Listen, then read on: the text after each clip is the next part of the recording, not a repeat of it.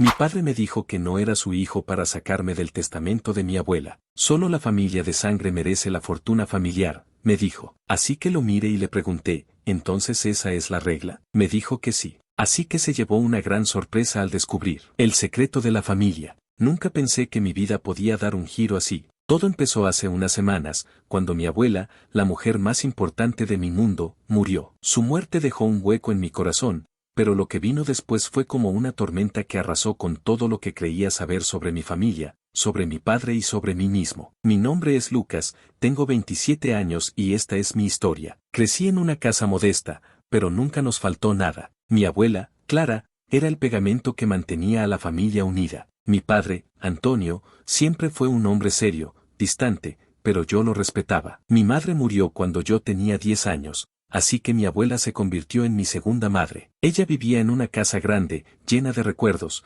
fotos viejas y muebles antiguos, pero lo que más tenía era dinero, mucho dinero. Nadie sabía exactamente cuánto, pero todos en la familia susurraban que mi abuelo, que murió antes de que yo naciera, había dejado una fortuna escondida. Algunos decían que estaba en bancos, otros que en propiedades, y los más locos juraban que había oro enterrado en algún lado. Yo nunca presté mucha atención a esos rumores. Para mí, mi abuela era solo una mujer cariñosa que me hacía galletas y me contaba historias de su juventud. Cuando mi abuela murió, todo cambió. La familia se reunió en su casa para el funeral. Estaban mi padre, mis tíos, mis primos y un montón de parientes lejanos que no veía desde niño. Todos fingían estar tristes, pero yo podía ver en sus ojos que muchos solo pensaban en una cosa, la herencia. Mi padre, en particular, parecía nervioso. Caminaba de un lado a otro, hablando en voz baja con mis tíos. Yo no le di importancia al principio. Pensé que era el dolor por perder a su madre. Unos días después del funeral, mi padre me llamó a la casa de mi abuela. Dijo que necesitábamos hablar de algo importante. Cuando llegué,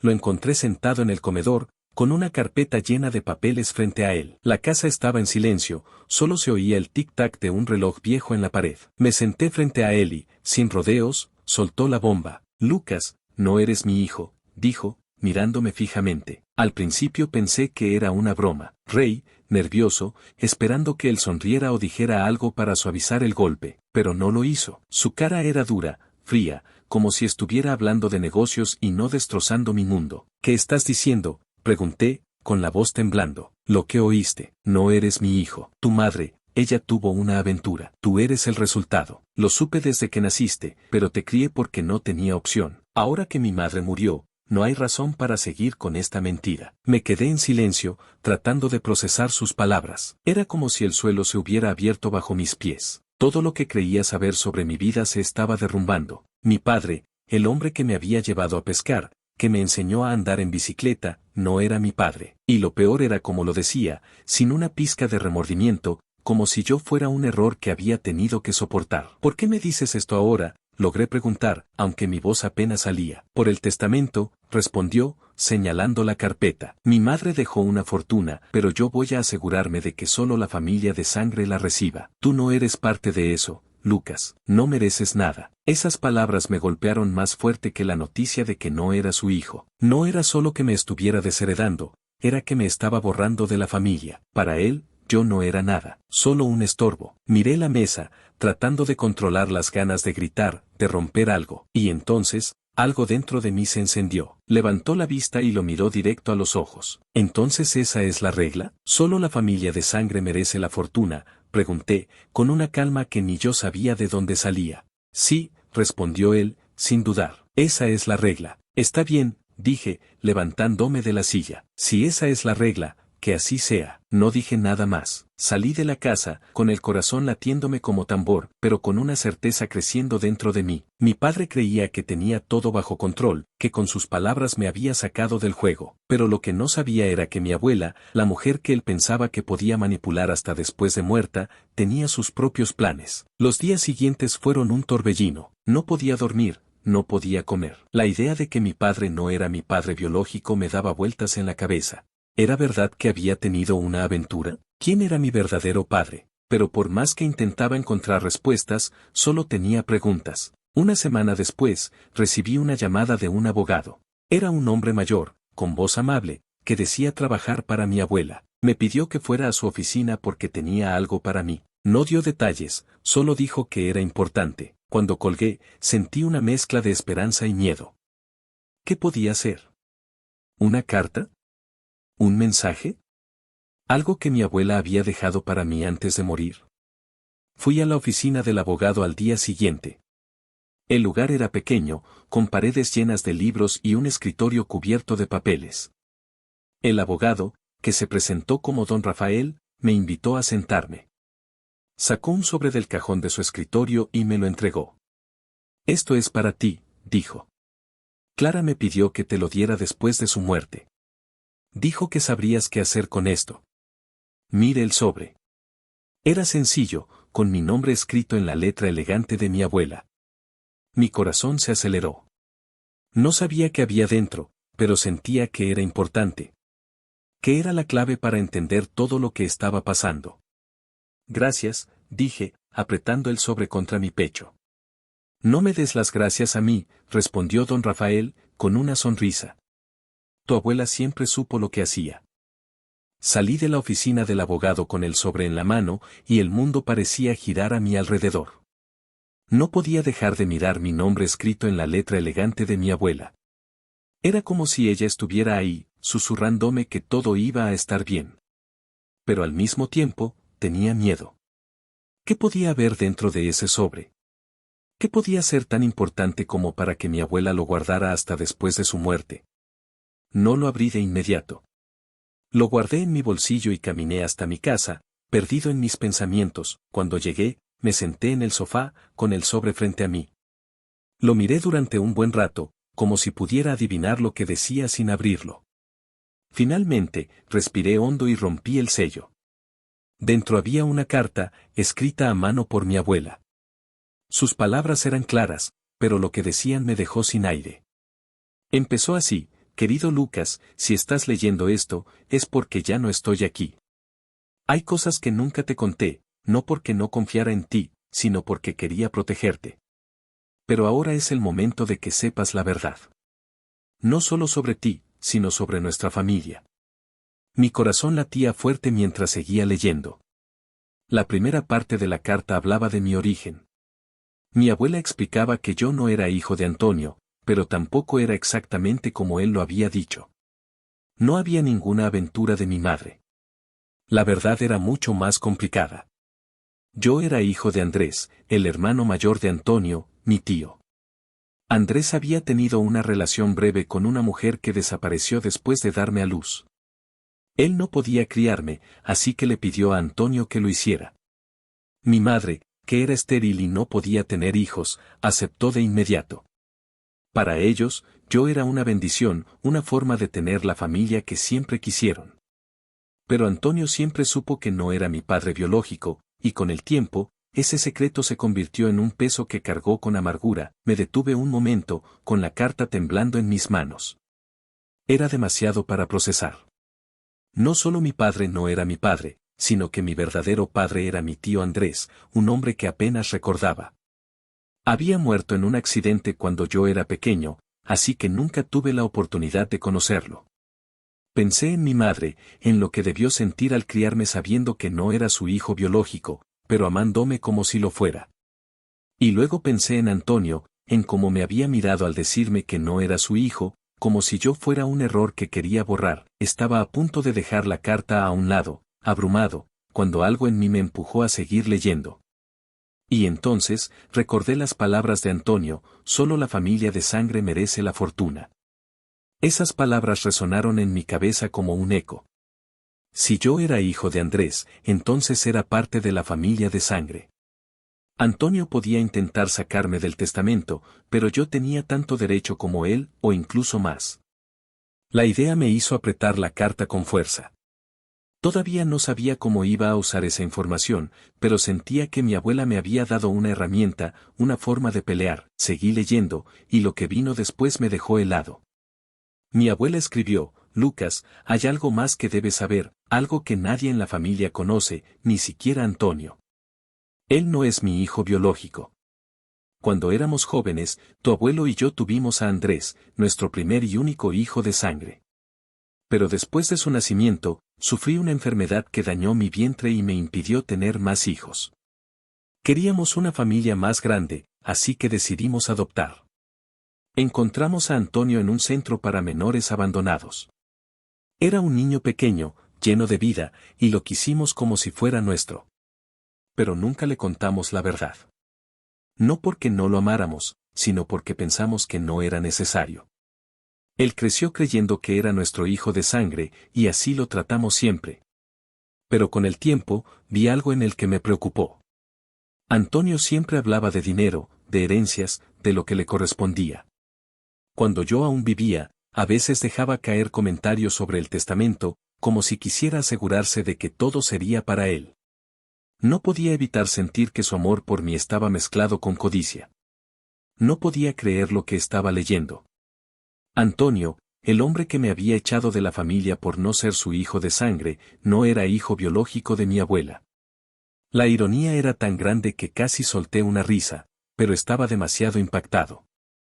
Mi abuela siguió escribiendo, por eso te dejo esta carta, Lucas. Quiero que sepas la verdad, porque confío en ti. Siempre supe que Antonio podía intentar quedarse con más de lo que le corresponde, así que tomé mis precauciones. Hay pruebas de que él no es mi hijo biológico, pruebas de ADN que hice hace años, por si alguna vez eran necesarias. Esas pruebas están con don Rafael, el abogado.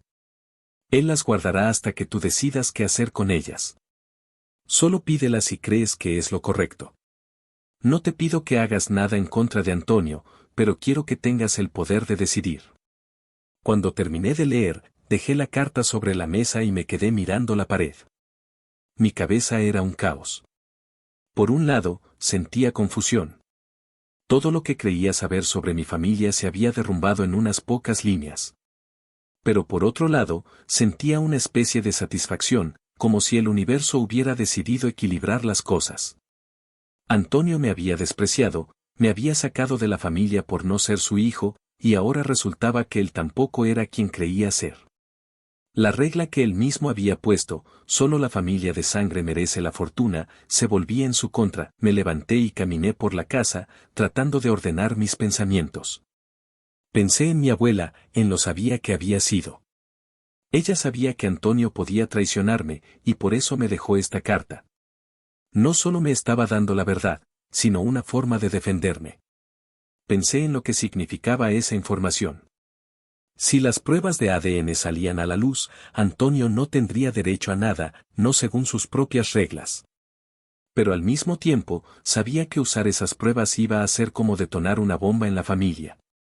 Todos los tíos, primos, parientes lejanos, todos se enterarían de que Antonio no era quien decía ser. Y yo, que siempre había sido el nieto querido de mi abuela, tendría que decidir si quería destruir la imagen de mi padre para recuperar lo que me correspondía. No dormí esa noche. Di vueltas en la cama, pensando en la carta, en las pruebas, en lo que podía pasar.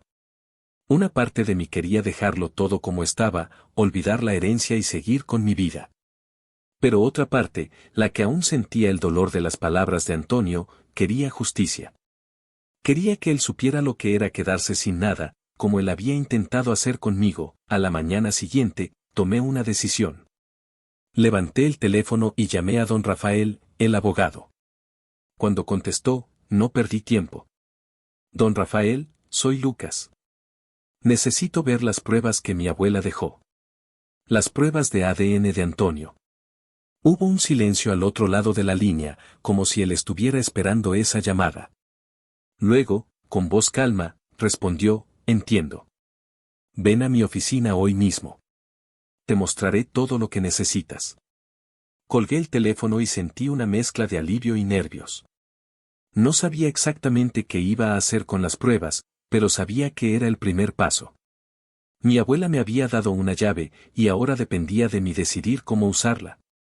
Lo único que tenía claro era que Antonio no iba a salirse con la suya tan fácil. 4 días después de leer la carta de mi abuela, estaba de nuevo en la oficina de don Rafael.